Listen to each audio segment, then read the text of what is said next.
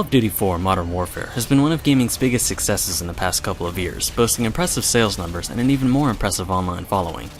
It was the biggest departure in the series, shifting from World War II to present day, and making enough gameplay improvements to get enthusiasts hooked once again, and even pull in the most casual of gamers. A year later, Call of Duty World at War was released, once again returning to its roots and shifting the focus back to single player. While the campaign was easily one of the best the series has seen, the multiplayer didn't quite catch on like before. Many gamers chose to stick to Modern Warfare for online play and wait for the inevitable sequel. Well, Modern Warfare 2 is here, and while most fans will be pleased for the most part, some unfortunate drawbacks have managed to hinder the overall experience. Modern Warfare looked great for its time, and while the sequel definitely lives up to it, things just haven't seen enough of an improvement to truly call it a step up. Don't get me wrong, it looks good when charging through the environments and taking it all in together on a basic level, but if you stop to look around for just a second, you realize that corners have been cut almost every step of the way. Character models do look quite a bit better, and battlefields are broader and more occupied than before, but that's about as far as it goes. The textures are muddy and low res, blood and other simple effects still look awful, trees and brush are flat, and most of the time the backdrops are completely unacceptable. I know you could pick apart just about any game and find things to complain about, but after the improvements we've seen in other games throughout the past couple of years, things like this are truly beginning to stick out like a sore thumb. Developers need to add that extra layer of polish if they want the visuals to hold up to current standards, and while Modern Warfare 2 does have a few standout moments in terms of graphics, it just doesn't do it as a whole. The biggest turn that Modern Warfare took was completely reimagining the gameplay engine, introducing a barrage of improvements over the games that came before it, and the sequel does a good job of holding on to that.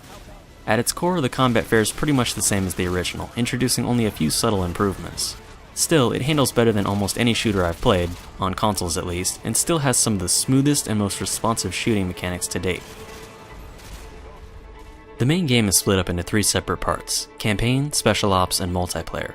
The campaign in Modern Warfare 2 is by far the most varied of any game in the series, offering more environmental and gameplay diversity than either Modern Warfare 1 or World at War. Nice work. While some may see this as a good thing, for me it's where the game began to fall apart. You'll be dropped into tons of different locations and asked to not only blast your way through them, which is fun enough, but also perform a number of different tasks, such as taking control of airstrikes, planting bombs, sneaking through battlefields, defending locations, and even hopping on a snowmobile for one of the most enjoyable vehicle segments I've experienced that's unfortunately over way too soon. While this all works out well enough on its own, the problem is that none of it is placed in any sort of context. The story, if you could even call it one, takes place through the eyes of several different characters in different parts of the world, and don't seem to be connected in any way whatsoever. Even on their own, the different gameplay segments have no real plot, and 90% of the time you're just doing random things in random places and have no clue why.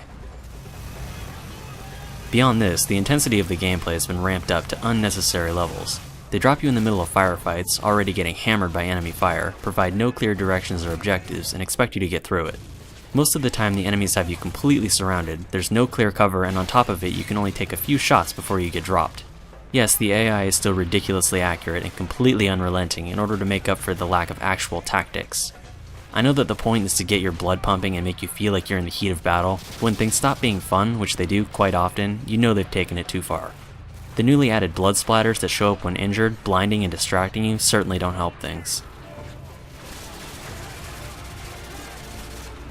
The campaign as a whole is probably the most random and over-the-top thing I've ever played. Its complete lack of cohesiveness is a clear indicator that the design stages consisted of little more than thinking up individual segments that they thought would be totally cool, and throwing it all together in a big jumbled mess, Michael Bay style. What may have looked good on paper does not translate well in-game, and it's pretty unfortunate that they felt the need to cut out much of the basic functionality in order to fit in flashy action scenes.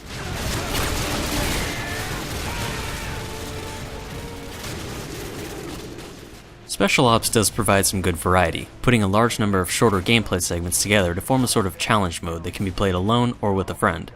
A lot of it is taken straight from the campaign, making you run through and kill a number of guys or defuse bombs, but some of them, such as defending, sniping, or manning an AC-130 gunship to defend a second player while he makes his way through the battlefield, are totally new and quite a bit of fun.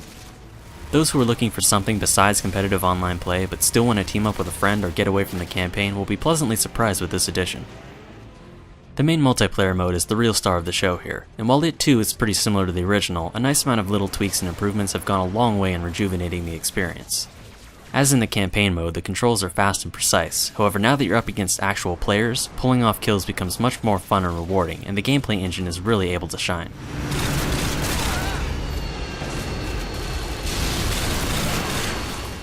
Two major complaints with Modern Warfare 1 was the lack of both dedicated servers and a lobby system. Unfortunately, neither of these things were added, which is a bit disappointing. However, a newly added host migration system goes a long way in easing past frustrations of game after game ending early due to the host quitting or disconnecting. Now if this happens, the game pauses for a short second, finds a new host, and picks up right where it left off. Plenty of other additions such as new and expanded perks, new killstreak rewards, a good number of new guns and equipment, hundreds of custom unlockable player icons, a wider variety of maps, and tons of other new features that you'll have to discover for yourself really breathe new life into the online system. This is by far one of the best online multiplayer games I've played, and if you're wondering if it's finally time to move on from Modern Warfare 1, the answer is definitely yes. If like me you got too fed up with the online system in the first game, give this one another shot because things have really been improved and everything is now more in-depth and more importantly, stable. Overall, Modern Warfare 2 is a nice package. The campaign is a decent amount of fun and offers some good variety, but with a 5-hour length, no solid plot elements, and a good number of frustrations along the way, it's probably the most disappointing thing to be found here. The competitive multiplayer is the true selling point, and if you're honestly not interested in that, I'd recommend passing on dropping the $60 for it. However, if you're looking for a good multiplayer experience that will quite likely pull you in and not let go for months at a time, Modern Warfare 2 is definitely the game for you.